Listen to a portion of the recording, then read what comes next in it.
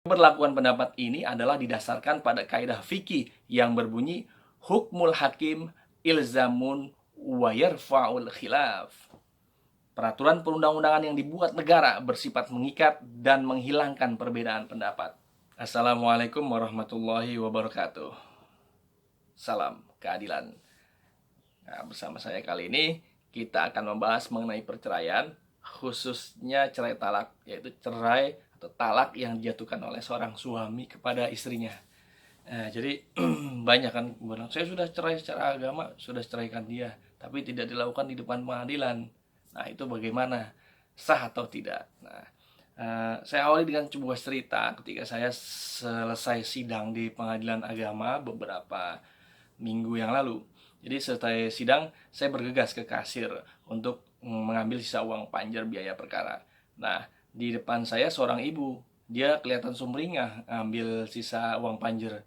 Nah, dia sebelumnya juga nggak tahu kalau uang perkara itu ada sisa dan dikembalikan sisanya. Nah, sedikit basa-basi setelah itu saya ngajak ngobrol dan kita sempat ngobrol lumayan lah. Saya tanya, ibu udah putus bu ya? Iya, dia bilang iya, alhamdulillah. Dia semangat dan panjang lebar aja dia cerita. Intinya dia bersyukur karena selama ini statusnya nggak jelas. Selama 5 tahun ditinggal suaminya sudah merasa menceraikannya. Tapi ucapan talaknya itu tidak dilakukan di depan persidangan sehingga tidak ada akta cerainya.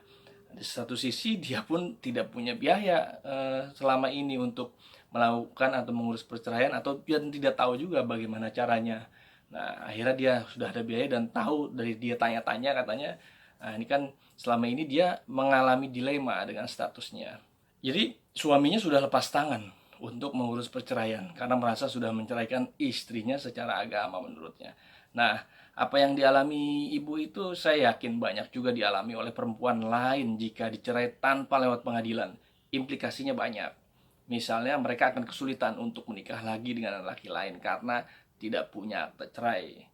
Nah, dalam Islam tidak ada poliandri.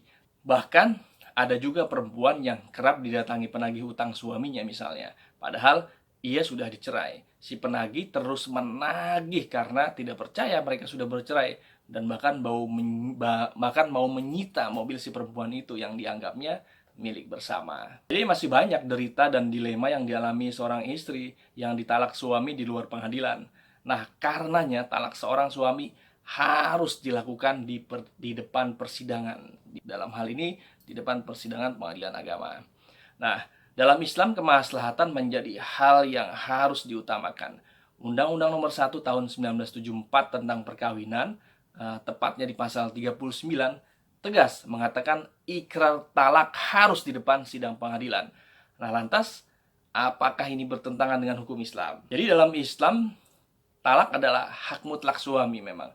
Talak dianggap sah apabila dijatuhkan secara sadar oleh suami yang berakal dan baligh. Ketika talak sudah diucapkan oleh seorang suami terhadap istrinya, maka seketika itu juga jatuhlah talaknya.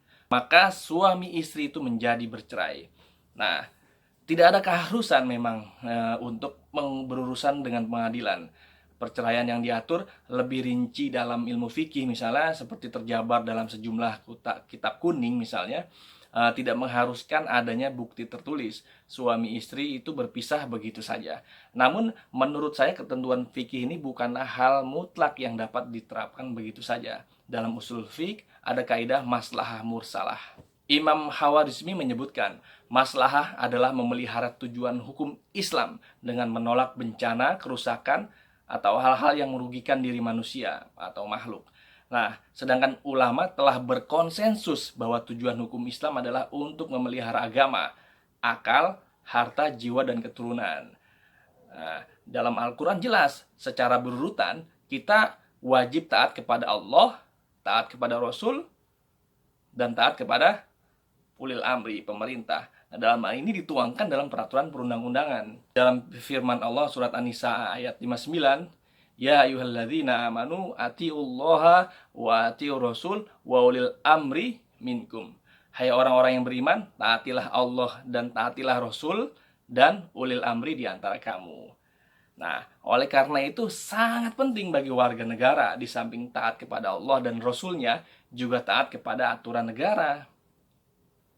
Nah, salah satu aturannya mengatur tentang perceraian yang harus dilakukan di depan sidang pengadilan agama. Jadi, talak tidak boleh dijatuhkan di sembarang tempat, tetapi harus dijatuhkan di depan persidangan pengadilan agama melalui suatu proses peradilan terlebih dahulu. Kalau diucapkan di luar persidangan pengadilan agama, berarti ya tidak jatuh talak itu. Undang-undang perkawinan adalah hasil ijtihad para ulama dan kiai-kiai yang bergabung dalam DPR sewaktu merumuskan. Undang-undang perkawinan jadi adalah bentuk ijtihad sedemikian rupa sehingga undang-undang perkawinan bagi umat Islam tidak bertentangan dengan hukum Islam. Para ulama dan kiai telah memasukkan hukum Islam dalam bidang perkawinan.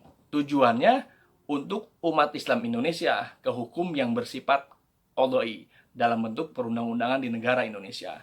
Nah, dengan adanya ketentuan yang mengatur bahwa talak harus diucapkan di depan sidang pengadilan agama, maka talak yang diucapkan oleh suami di luar sidang adalah tidak jatuh. Dalam tulisannya, ketika suami mengucapkan talak di luar pengadilan, seorang hakim bernama Dr. Andes Haji Nur Mujib MH menegaskan, dengan berlakunya ketentuan undang-undang tersebut seharusnya tidak ada lagi pertentangan. Berlakuan pendapat ini adalah didasarkan pada kaidah fikih yang berbunyi hukmul hakim ilzamun wa yarfa'ul khilaf. Peraturan perundang-undangan yang dibuat negara bersifat mengikat dan menghilangkan perbedaan pendapat. Dengan demikian, karena sudah diatur dalam peraturan perundang-undangan bahwa talak harus diucapkan di depan sidang pengadilan agama, maka perbedaan pendapat di tengah masyarakat tentang jatuh tidaknya talak di luar sidang harus berakhir, bahwa talak yang diucapkan di luar sidang pengadilan tidaklah jatuh. Jadi jelas ya, bagi yang beragama Islam, talak oleh suami harus diucapkan di depan sidang pengadilan. Jadi memang berbeda, di dalam undang-undang berbeda.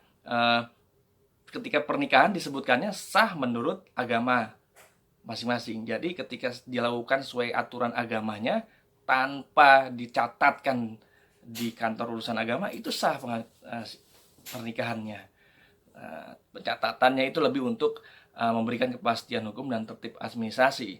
Tapi di undang-undang mengenai perceraian, talak itu harus dijatuhkan di depan sidang pengadilan. Mungkin itu saja dari saya. Terima kasih. Wassalamualaikum warahmatullahi wabarakatuh.